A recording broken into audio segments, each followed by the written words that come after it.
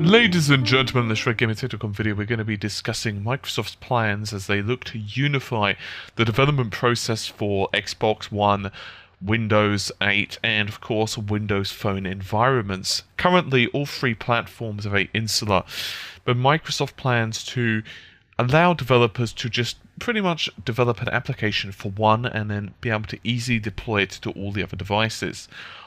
We know that the CEO of Microsoft, Steve Ballmer, of course, is going to be leaving pretty soon. And at an analysts meeting, a financial analyst meeting, he remarked the first of those beliefs is that we really should have one silicon interface for all of our devices. We should have one set to developer APIs on all our devices, and all of the apps we bring to end users should be available on all our devices.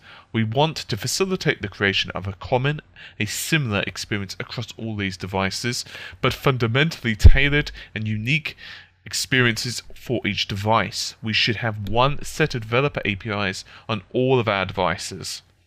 Of course, it comes as no surprise that Microsoft are pushing towards that.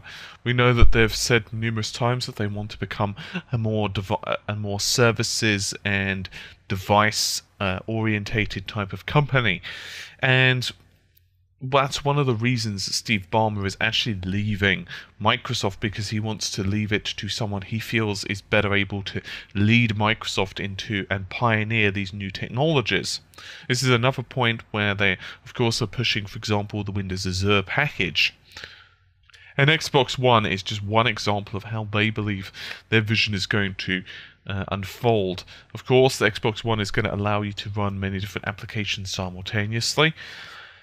And there is a couple of things to note. I mean, one of the big ones is, of course, there are going to be issues such as different screen sizes. And therefore, there is going to have to be some optimization for the more serious, the more larger, the more task-orientated applications. There's no one that's going to be able to, for example, create a title that's going to be able to, say, play a game as well on the...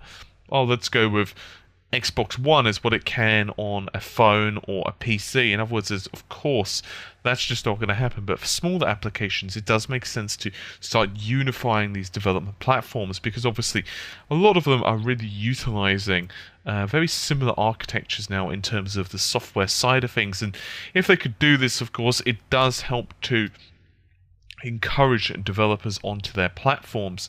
Currently, Microsoft, of course, bought out Nokia. And with the acquisition of Nokia, of course, they are hoping to start becoming real serious players in the cell phone market, where currently it's, of course, being dominated by Android devices, for example, from, say, Samsung or HTC, and then, of course, you've got Apple's own dominance as well. Microsoft have not really been able to forge their way into the market as maybe as they expected, and despite the fact that Windows phones do have some nice features, it's just not quite there yet. So obviously with the acquisition of a already established manufacturer such as Nokia, it will help, but they still have some way to go, especially with the cloud type of API. For example, the recent Office 365 is just an example of how they are starting to push their services towards a cloud-based distribution.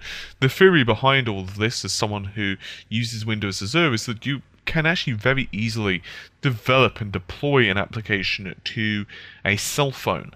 But what they are really hoping, of course, is to maybe create lightweight applications which will run on the client, but then a lot of the heavy processing, particularly on, say, cell phones, is done on the back end on their own Azure servers.